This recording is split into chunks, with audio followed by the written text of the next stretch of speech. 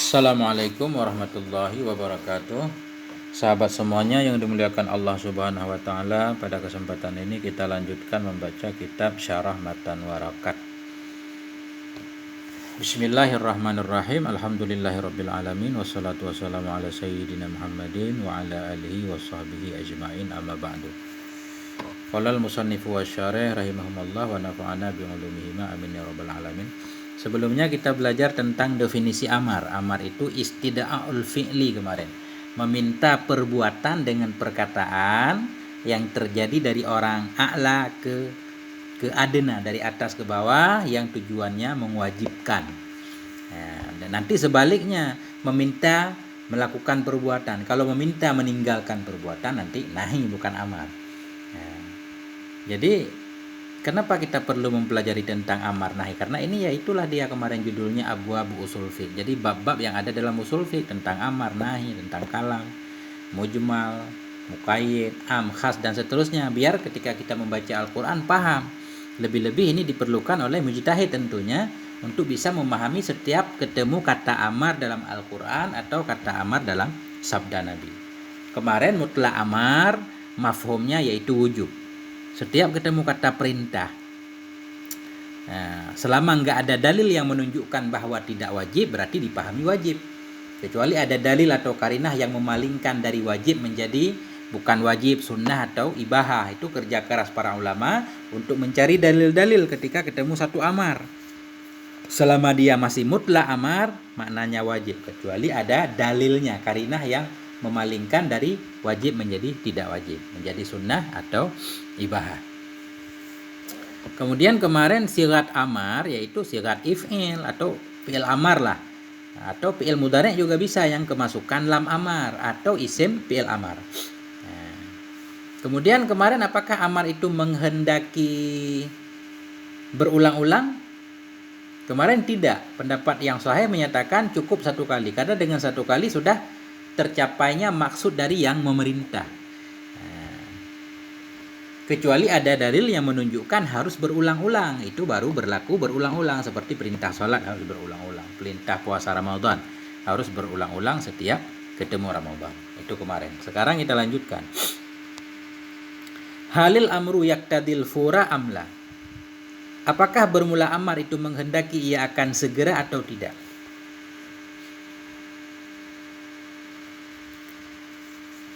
Wala yaktadil fura, dan tidak menghendaki ianya amar akan fur, akan segera. Begitu ketemu amar dalam Al-Quran atau dalam hadis Nabi, itu maksud dari perintah itu tidak menghendaki harus segera dilaksanakan. Tentunya kalau nggak ada karinah yang menunjukkan harus disegerakan. Bila ada karinah ini nggak ada debat. Kenapa nggak menghendaki harus berulang-ulang? Li'annal gharda minhu ijadul fi'li min ghairi ikhtisasin bizamanil awwali dunaz zamanis tsani. Karena bahwa sungguh tujuan, li'annal gharda, karena bahwa sungguh tujuan, minhu darinya amar, itu ijadul fi'li, untuk mengadakan perbuatan, min ghairi ikhtisasin, daripada ketiadaan terkhusus dengan zaman yang pertama, dunaz zamanisani, ketiadaan terkhusus juga dengan zaman yang kedua. Jadi tujuan dari perintah itu untuk melaksanakan perintah tersebut. Yang penting perintah dilaksanakan, udah, berarti nggak harus ada disegerakan.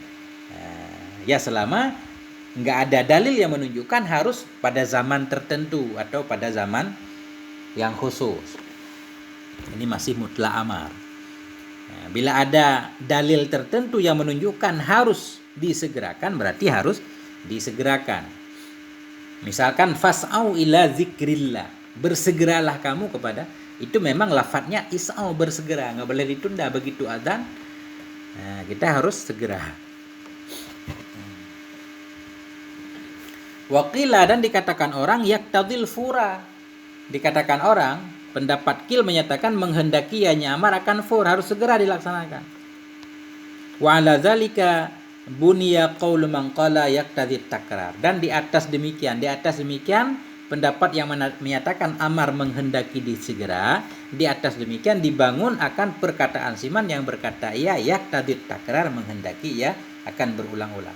Artinya ulama yang menyatakan amar menghendaki berulang-ulang juga dia menyatakan bahwa amar itu menghendaki fur. Adapun sebaliknya, ulama yang menyatakan bahwa amar tidak menghendaki berulang-ulang juga tidak menghendaki fur. Kemudian, ma la yatimmul wajibu illa bihi. Ini sesuatu yang tidak sempurnalah wajib melainkan dengannya. Ini kayak kaidah ma la yatimmul wajib illa bihi fahuwa wajib. Dalam kitab warakat ini enggak ada judulnya, langsung wal amru bi ijadil fi'li amrun bihi wa bima la yatimmul fi'lu illa bihi. Dan bermula perintah dengan mengadakan perbuatan itu amrun bihi, itu perintah dengannya perbuatan, wa bima dan dengan ma la yatimmul fi'lu yang tidak sempurnalah oleh perbuatan illa melainkan dengannya ma. Nah ini. Jadi ini amar. Ketika amar berisi perintah untuk melakukan sesuatu, di dalamnya juga mengandung perintah untuk melakukan hal-hal lain, di mana kalau enggak kita lakukan hal lain menjadi tidak terjadinya perintah. Memerintahkan dengan sesuatu perbuatan itu mengandung arti juga perintah dengan syarat-syaratnya. Mengandung perintah dengan sesuatu yang tidak sempurnalah perbuatan melainkan dengan sesuatu tersebut. Contoh mudahnya, orang tua kita memerintahkan kita untuk naik ke atap misalkan. Tolong naik ke atap. Jadi kita jangan pakai tolong biar kelihatan amar. Naik ke atap. Berarti itu mengandung perintah kita harus cari tangga juga, supaya dengan tangga sampailah kita ke atap. Itu maknanya ma la yatimul fi'lu illa bihi. Kita harus mencari tangga untuk bisa ke atap. Enggak mungkin naik ke atap tanpa tangga.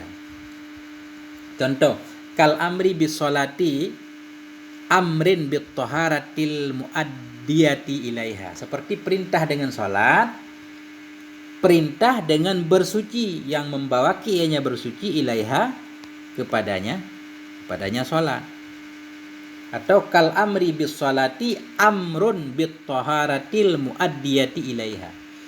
Seperti perintah dengan salat itu perintah dengan bersuci juga yang membawa ianya taharah tadi kepadanya salat. Allah memerintahkan kita aqimus shalah, itu mengandung arti bahwa kita juga diperintahkan untuk bersuci. Karena dengan bersuci baru sah salat.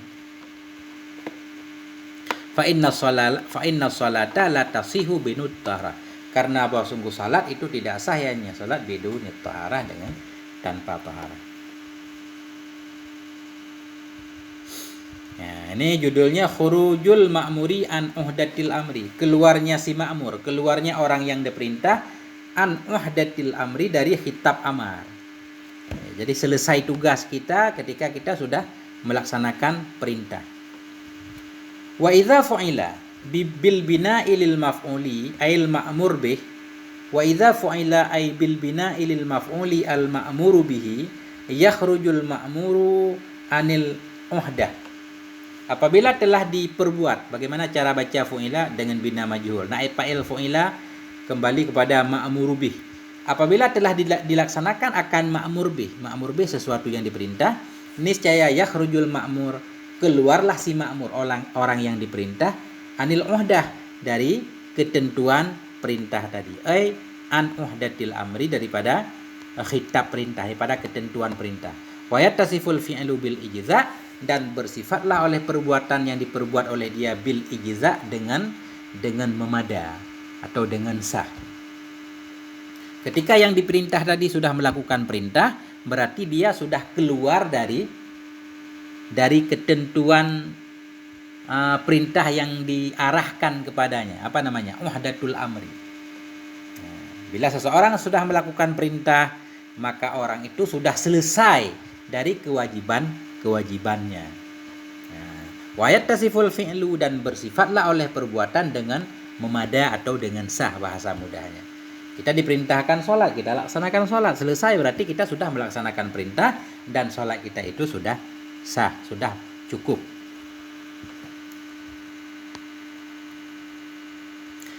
Alladzi yadkhulu fil amri wan nahyi wa ma la yadkhulu. Ini judulnya orang-orang yang masuk ia dalam perintah dan dalam larangan, wa ma la yadkhulu, dan orang-orang yang tidak masuk ia. Nah, ini judulnya alladzi la yadkhulu fil amri wan nahyi wa ma la yadkhulu, hadhihi tarjamatun. Orang-orang yang masuk ia dalam perintah dan dalam orang-orang yang masuk ia dalam amar dan nahi dan mama atau orang-orang ini pakai dengan ma yang tidak berakal, atau orang-orang yang tidak masuk ia dalamnya perintah amar dan nahi. Hadhihi tarjamatun, bermula ini itu judul. Maksudnya ini judul. Yadkhulu fi khitabillahi ta'ala al-mu'minun wa sayatil kalamu fil kufar. Dan masuk dalam khitab Allah, dan masuklah dalam khitab Allah Ta'ala oleh semua orang yang beriman. Begitu Allah mengkhitab dalam Al-Quran, ya ayyuhalladzina amanu, atau aqimus shalah, atau atuz zakah, masuklah dalam khitab Allah semua orang yang beriman. Semua orang yang beriman masuk, baik laki-laki, perempuan, semuanya masuk. Yang namanya beriman semuanya masuk, kecuali yang tidak masuk, yang dikecualikan. Wasayatil kalamu fil kufar, dan akan datanglah oleh pembahasan pada si kafir. Kafir masuk enggak? Nanti. Wasahi wasabiyu wal majnun ghairu dakhilina fil khitab lintifa'it taklifi anhum. Dan bermula si sahih, orang yang lupa. Orang yang lupa seperti orang yang tidur. Wasabi, dan anak kecil. Wal majnun, dan orang gila. Itu ghairu dakhilin, itu ketiadaan masuklah mereka dalam khitab Allah. Ketika Allah menyatakan aqimus shalah atuz zakah, itu orang yang lupa, anak kecil, orang gila tidak masuk ke dalam khitab. Kenapa? Lintifa'it taklif anhum, karena ternafi taklif dari mereka. Karena mereka tidak dibebani hukum. Karena syarat dibebani hukum tadi, orang itu sadar, paham terhadap hukum yang sedang dihadapkan kepadanya. Dia paham terhadap pembicaraan yang sedang dihadapkan kepadanya. Orang yang lupa nggak sadar apa yang diucapkan kepadanya. Anak kecil belum paham apa yang dihadapkan, yang dibicarakan kepadanya. Orang gila juga tidak paham. Karena dia tidak paham, maka tidak berlaku taklif kepadanya. Sekaligus semua kitab-kitab Allah Ta'ala tidak masuk ke dalamnya oleh si sahih. Karena itu orang yang tidur dia enggak wajib melaksanakan sholat. Artinya ketika Allah memerintahkan laksanakanlah sholat, orang yang tertidur itu enggak masuk dalam perintah. Cuma dia ketika bangun nanti baru sadar, dia baru memahami kitab, ketika itu dia baru diperintahkan untuk melaksanakan sholat. Bahkan kalau tertinggal diperintahkan untuk qadha. Wa yu'maru sahi ba'da zihabis sahwi anhu bijabri khalalis sahwi. Dan diperintahkan akan si sahi, dan diperintahkan akan si sahi, akan orang yang lupa atau yang lalai, ba'da zihabis sahwi, sesudah hilang kelupaan darinya si sahi, bijabri khalalis sahwi, dengan menambal cacat-cacat lupa. Ketika orang yang lupa ini udah hilang lupanya, udah sadar, orang tidur udah bangun, baru diperintahkan untuk menambal kekurangan-kekurangan di masa lupanya. Dia harus melaksanakan sholat, atau mungkin tanpa sadar merusak punya orang lain, harus menggantinya.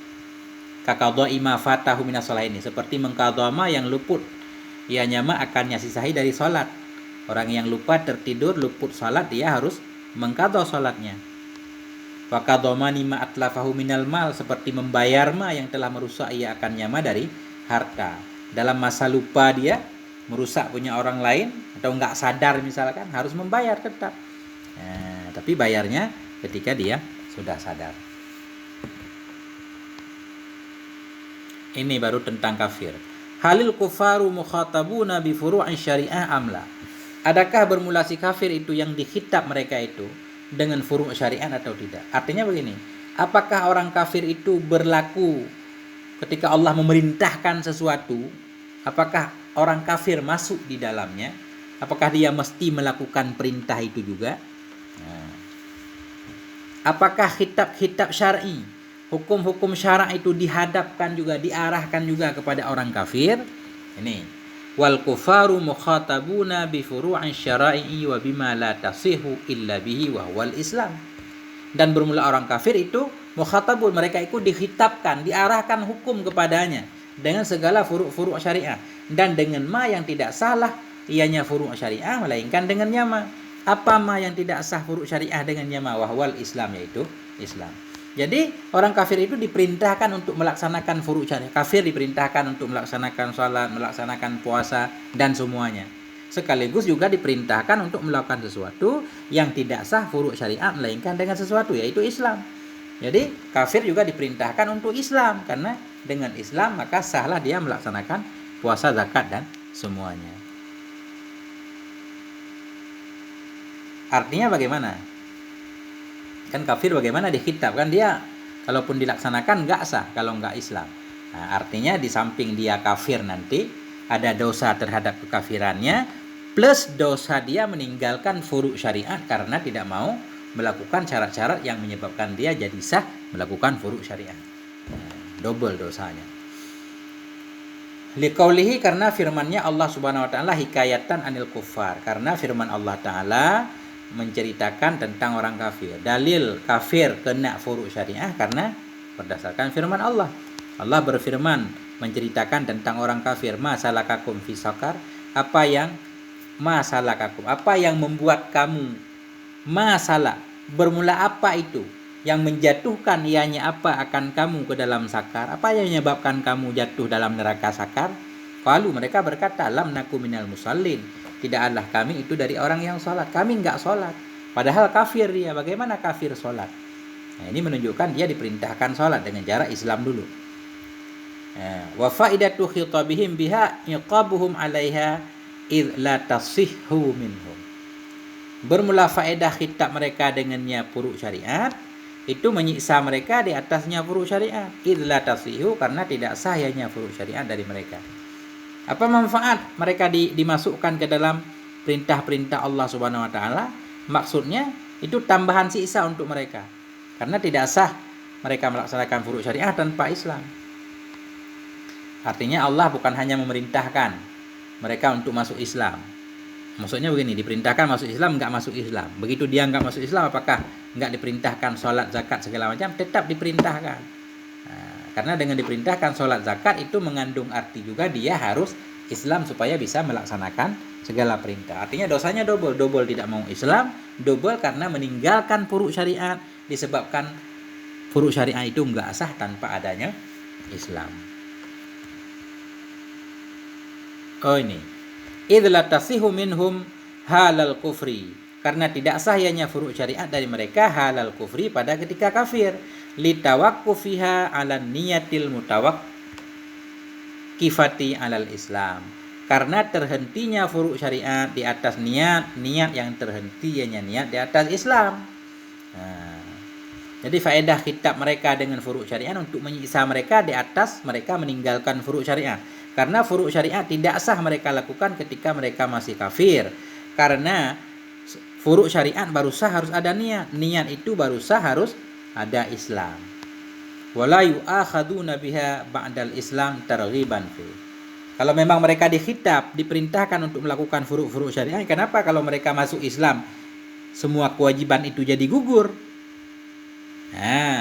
Wala yu'akhaduna biha, dan tidak dihukum mereka, tidak disiksa mereka atau tidak diambil mereka dengannya furu' syariah ba'dal Islam, sesudah Islam, targhiban fihi, karena menggemarkan, artinya menggemarkan mereka dalamnya masuk Islam.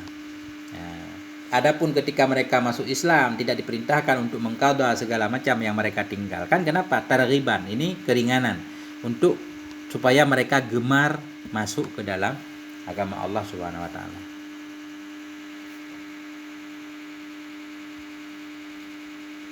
Hal amru bisyai' nahyun an diddih, adakah bermula perintah dengan sesuatu itu larang dari lawannya sesuatu? Ini judulnya. Wal amru bisyai' nahyun an diddih, dan bermula memerintahkan dengan sesuatu itu melarang dari lawannya sesuatu. Memang seperti itu. Memerintahkan dengan sesuatu berarti mengandung arti melarang dari lawannya. Kita diperintahkan duduklah, kita diperintahkan duduk, berarti mengandung arti larang dari lawannya duduk, berarti kita dilarang berdiri atau dilarang berbaring. Duduklah, itu mafhum dari duduklah apa? Jangan berdiri atau jangan tidur. Jadi perintah dengan sesuatu, larang dari lawannya sesuatu. Nahyu an syai' nah amrun bidziddih, ini sama. Bermula perintah dari sesuatu itu bermula melarang dari sesuatu, itu perintah dengan lawannya sesuatu. Wan nahyu an syai' amrun bidziddih, dan bermula melarang dari sesuatu itu perintah dengan lawannya sesuatu. Bermula melarang dari sesuatu itu berarti memerintahkan dengan lawannya. Mana contohnya? Fa idza qala lahu uskun, Apabila berkata ianya seorang baginya uskun, diamlah. Karena nahyan lahu anit taharuk. Ada ianya seseorang itu yang melarang baginya seseorang anit taharuk, dari bergerak. Kita memerintahkan seseorang uskun, diamlah. Perintah terhadap sesuatu berarti larang dari lawannya. Diamlah. Artinya apa? Jangan bergerak. Nah, diam arti jangan bergerak. Jadi perintah dari sesuatu nahyun an diddi. Nahyu an syai' amrun bididdi. Atau la tataharak, janganlah engkau bergerak. Arti janganlah engkau bergerak artinya diamlah. Nah, itu. Jadi larang dari sesuatu berarti memerintahkan lawan sesuatu.